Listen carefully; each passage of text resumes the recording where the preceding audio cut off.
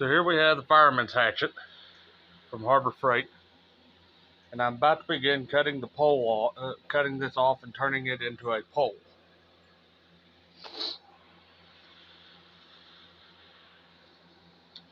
This is going to be a custom build for me. Here's another project to come. We're going to be building a mini pool.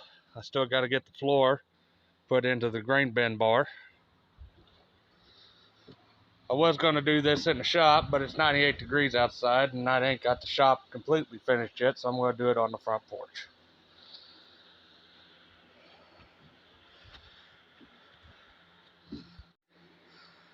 So here we begin. I got it clamped with my quick clamp to my sawhorse. I'm going to use a handsaw. I do have a porta band out in the shop, but I don't know, there's something about working with hand tools that just makes it so much more worth it. So we're going to begin cutting this pole off. All right, there it is. Now the reason I'm doing this with hand tools is I'm showing you that you can do this and not need power tools to do it. There is a cheaper way. It just takes a little more elbow grease. Plus, by using a hacksaw, you don't heat up the steel and don't have to worry about it losing its temper. So there's the pole cut off, and now we will begin stripping the handle. All right, so to strip the handle, all you need is a good sharp pocket knife. Now this is just an old Gerber. I'm not going to spend $100 for an everyday carry and end up losing it when I'm out in the woods. So all you have to do is take it and make sure it's sharp and just peel that varnish off there. By getting that polyurethane off there, you will not be getting any blisters of any kind. And then in doing so, you will be able to, after doing that, be able to put whatever type of treatment you want on it to make your handle last longer. So, more to come. And so, in a matter of a few minutes, you can see that I done took the sticker off. I don't know why they put stickers on axe handles. And I'm taking the paint off. It won't take very long at all, as long as you have a good sharp knife.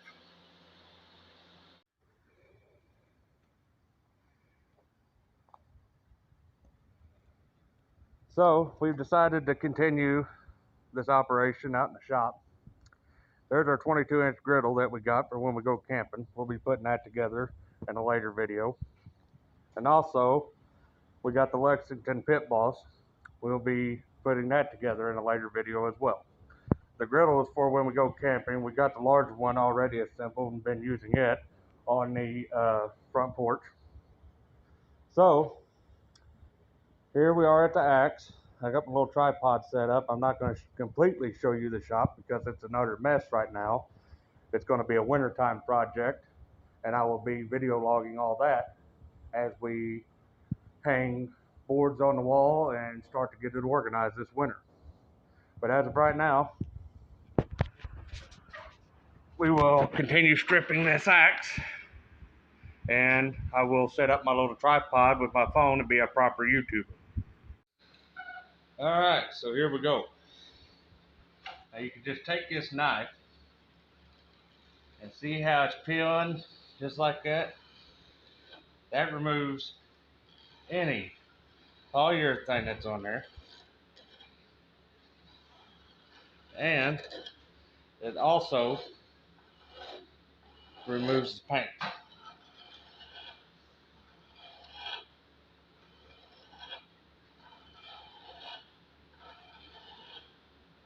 And it's quite a pleasing sound as well. You can even shape a handle like this if you wanted to. Alright, so we're going to undo our quick clamp. We'll flip it over.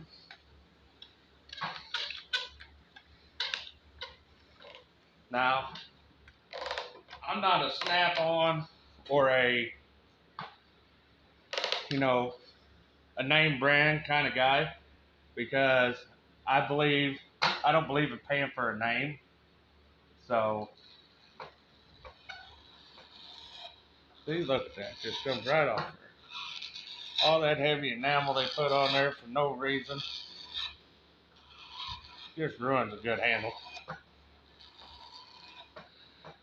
Let me scooch over here a little bit. Yeah. Now, in our later videos, I will show you how to use a spoke shave to shape your handles. Because you can do a lot with a spoke shave, and a draw knife, and a rasp. This handle's pretty good for me. I got fairly large hands, so I will not need to do much shaping to it. But somebody with smaller hands will probably need some help with scaling down the handle.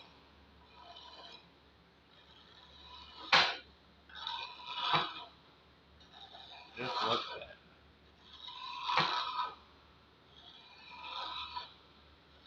Like I said, sharp knife, keep it 90 degrees to your working surface, and just keep drawing it out. Just keep drawing all that enamel off there. Now, I know they always say secure your work. I'm fairly confident I will not hurt myself.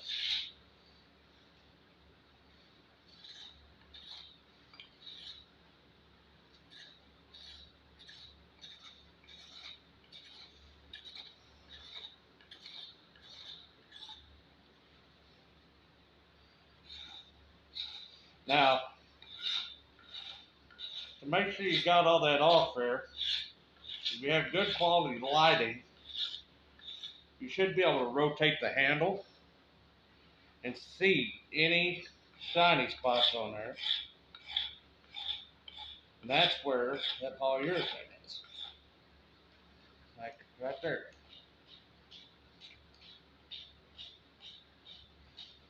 Now you don't have to worry about this thing. This thing ain't sharp at all. I can run my finger across it and see it ain't nothing. Now, we'll flip it around here.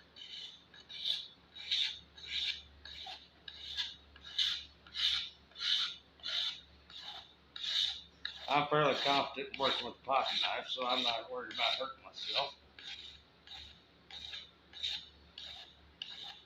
Now, until you get comfortable doing this, I would recommend securing your work with a quick clamp or a vise. Now, if you vise it, make sure you got cushions on your vise jaws so that you don't damage the wood. Oh, we're starting to get a little chatter. We can take a lot of that out when we sand it, because we will be hand sanding after we get all this varnish off here. See, just look at it. Very soothing.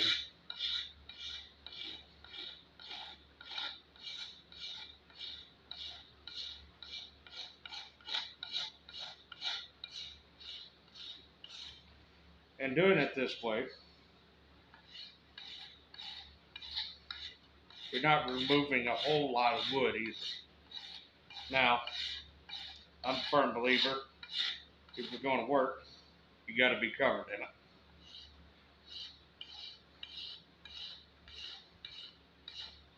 Ain't nothing like being covered in sawdust on a 100-degree day. Talk about itch.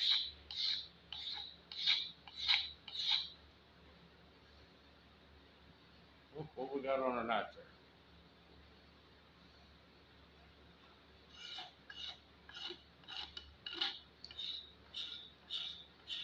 Now we'll work it back this way.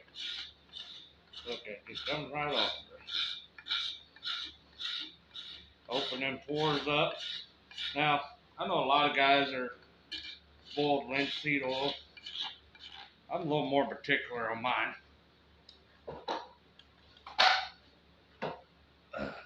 I'll show you one I done.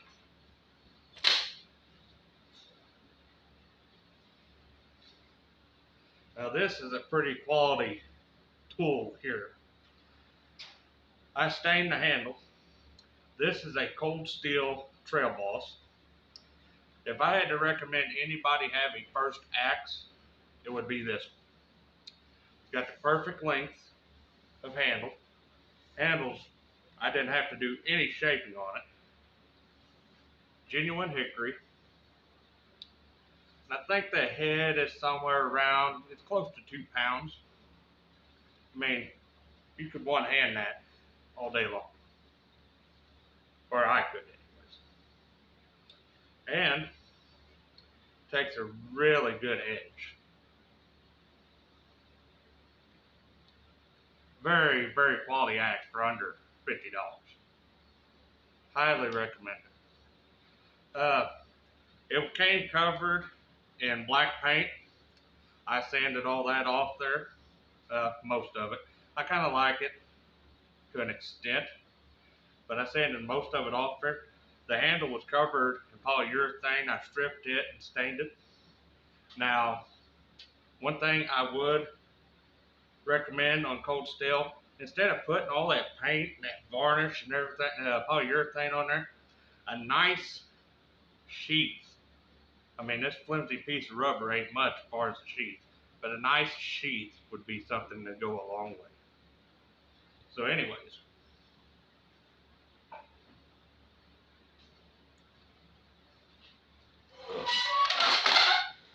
back to the task at hand.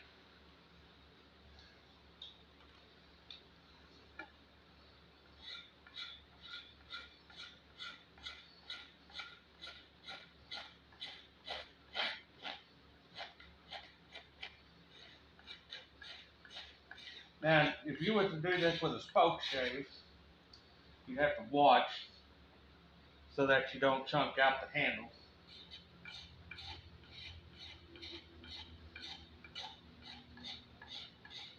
Because of the grain orientation. And look at this, it comes right off.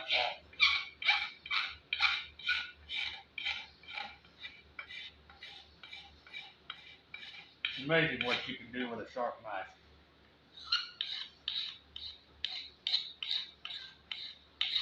Alright, this is to be continued.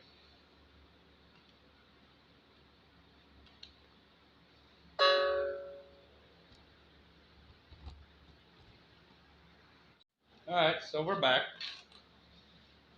Now, I'm just going to take some 80.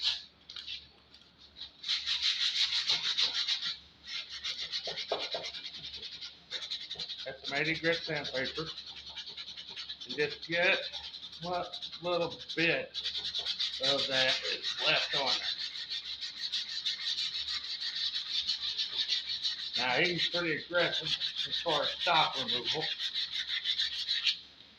We'll just go ahead and unclamp it.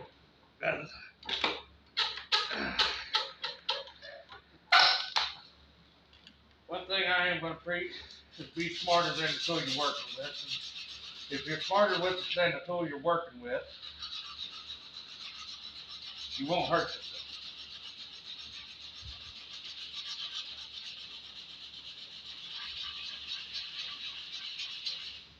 Look at that.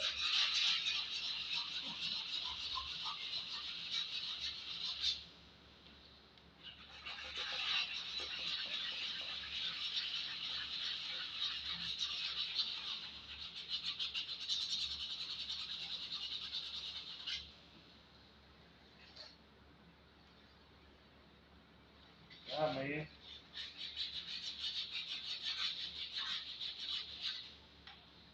started to shape right up, didn't she?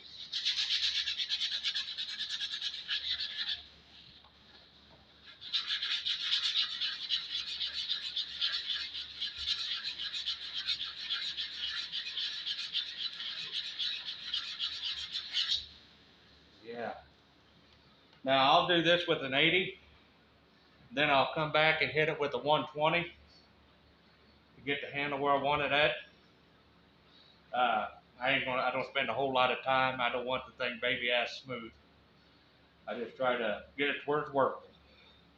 And after we get that done, then we'll tackle the head.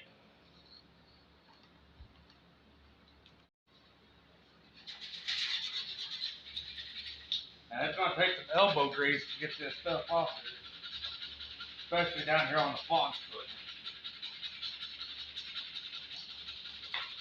But you can do it.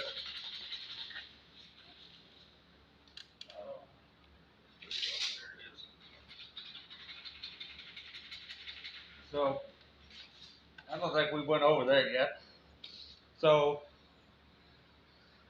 on an axe, there's main parts. You got the bit, the eye, where your handle goes through, the pole, the shaft, then the fawn's foot. Now, the swell down here is to keep you from losing grip of the tool when you're swinging. Especially with this being around a 2-pound head, it would be very easily for a smaller man to get fatigued and end up losing his grip and losing the tool. So, anyways.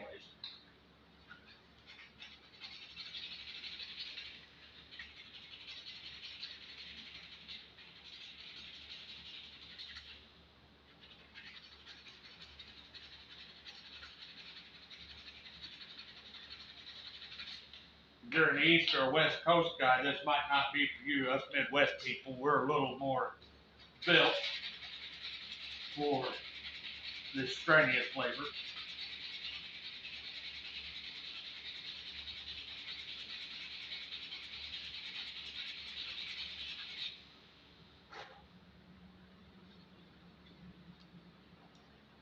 Pretty decent grain orientation.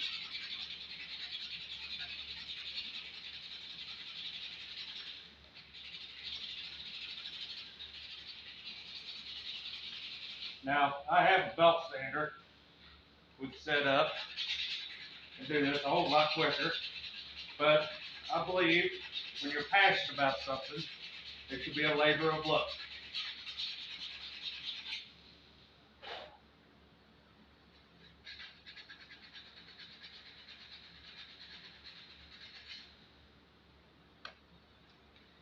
Oh yeah, coming right along. We'll finally get all that off there.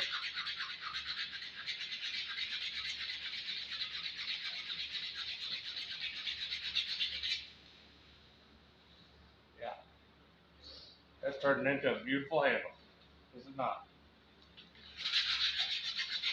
Now you can pick up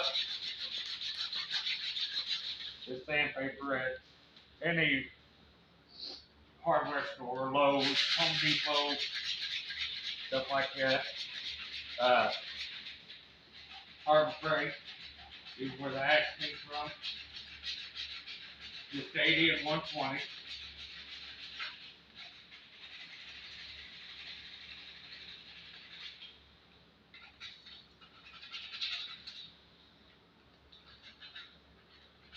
Now here on Homestead, we don't believe in half-assing anything. So I want all that paint off there.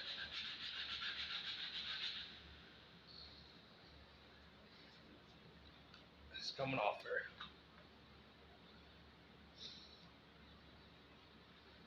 So the grain pattern on this, as you can see, is going up in this direction. It ain't got no breakouts on the side anywhere that I can see. I don't know if this would be hickory, it might be an ash handle. It feels like, but either or is suitable. So let's keep working.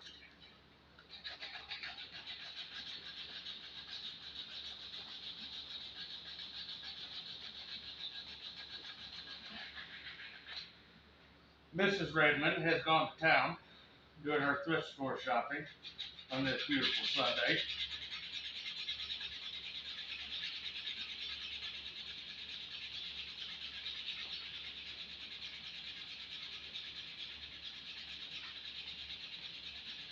She actually bought this for me.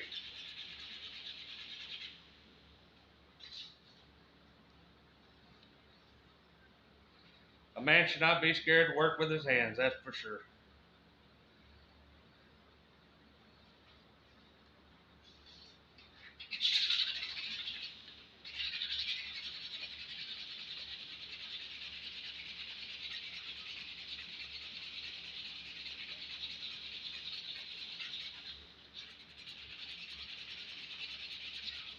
Hope everybody's having a good Labor Day weekend.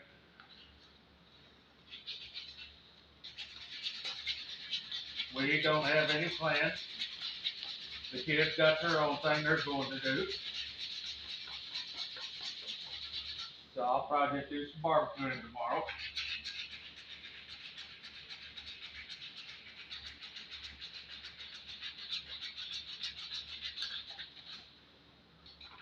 That's coming along beautifully.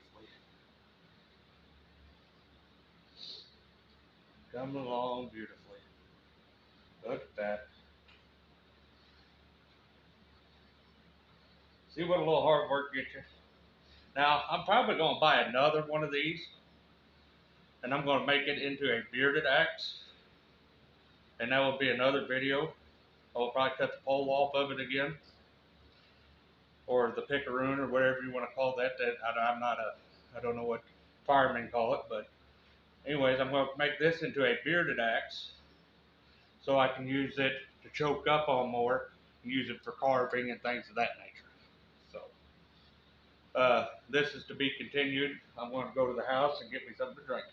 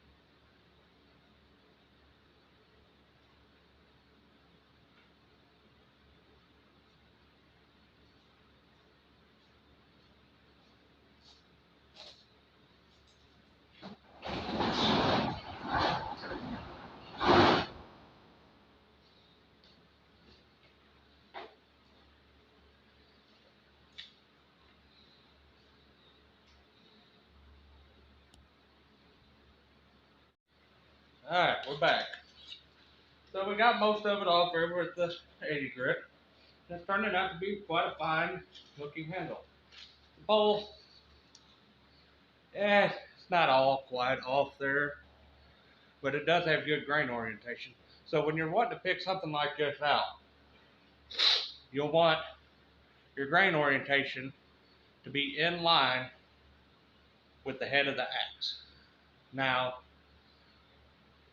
this is suitable. Anything, if it's a diagonal, that is suitable. I mean, preferably we want it straight in line with the axe and in line with the handle. Because if you have a grain pattern going this way, it will cause the axe handle to break when it comes in contact, or if you get the bit stuck in a piece of wood and try to pop it out, it will break the handle out of your axe. Now, something that I did notice on here, which you may not be able to see, it's got them German style wedges. Absolutely love it. The barrel style wedges, I would have that in any handle that I have. Absolutely love it. So, we're going to start on this now.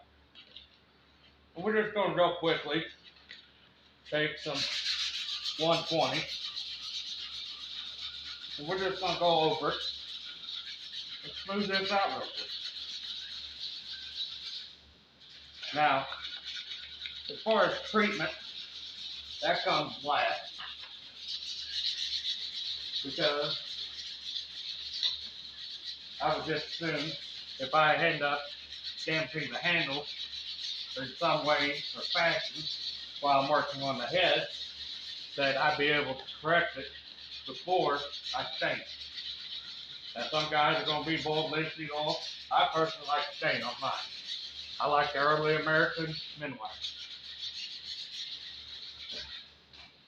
Oh yeah, there it is.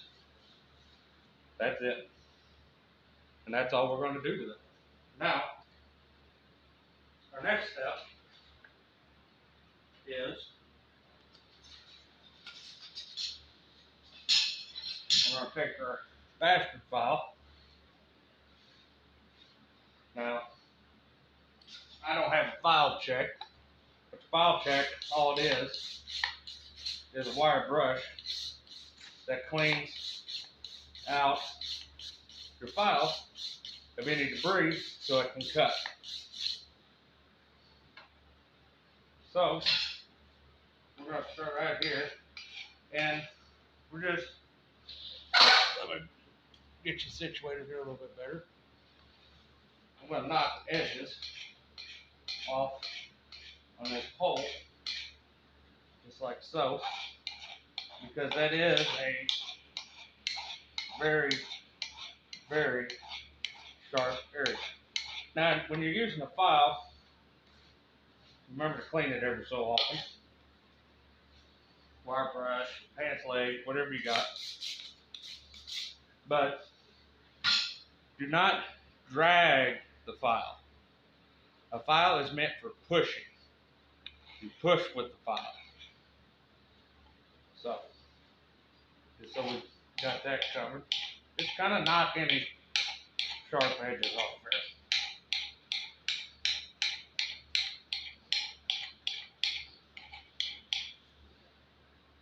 Anything that might cut you.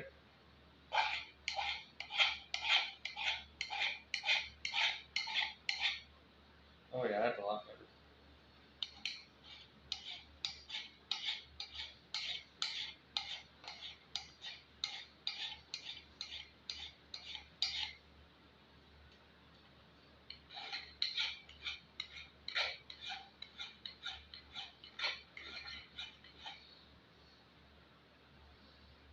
That's a lot better. It gets better all the time.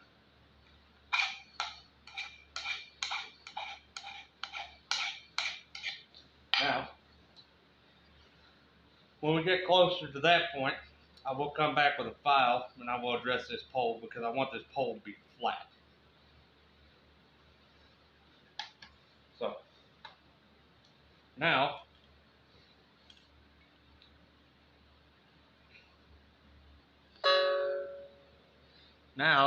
we will start on stripping the head of all this paint. Alright, so just to give you an idea how thick this paint is, take my pocket knife here. And I mean, they have flat coated that stuff on there now. If I'd done this, I'd probably got me some clean strips.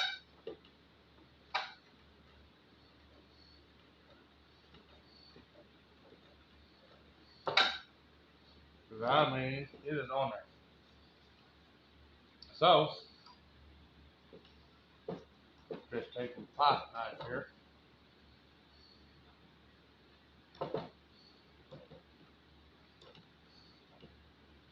Now this ain't got to come off.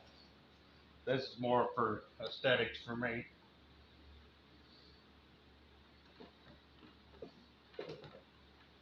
I'd rather see that shining steel than anything.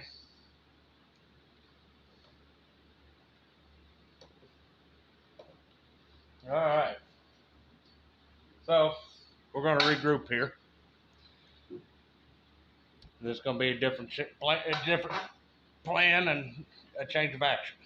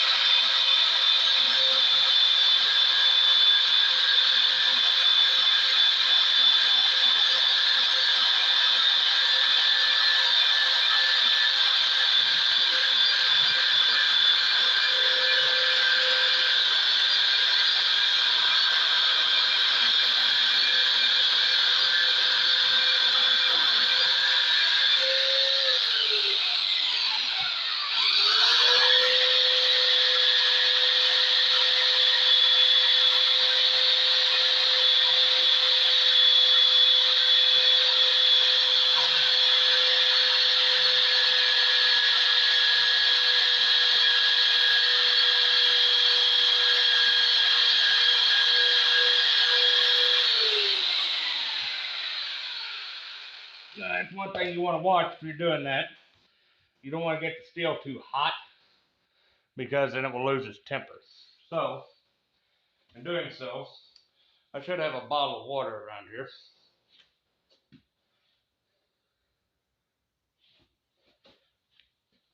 And I will go get one.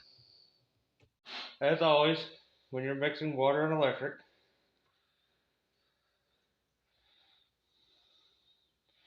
you want to be careful. Yeah, that's going that down nicely.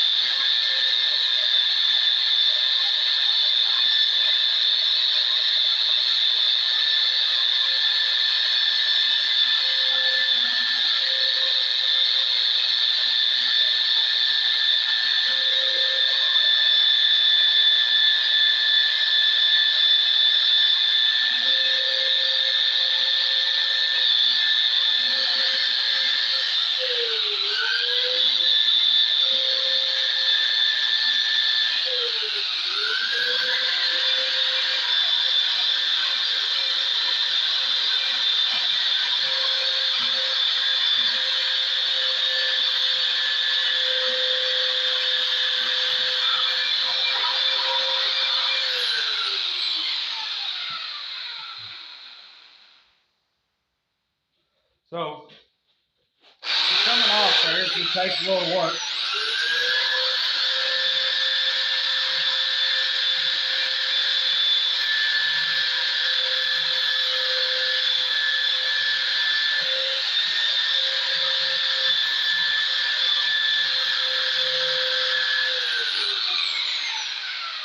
We're going to give that a break for a second. Let it cool down. Let me cool down.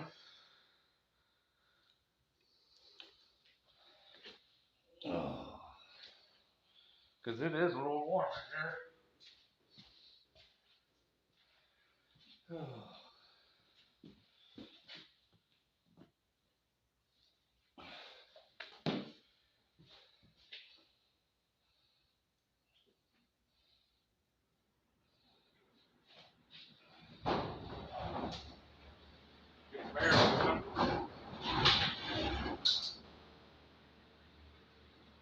There we go.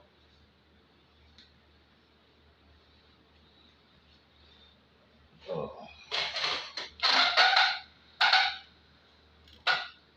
Now, something I have noticed with all this paint, it looks as though they're trying to hide the forging flaws in it.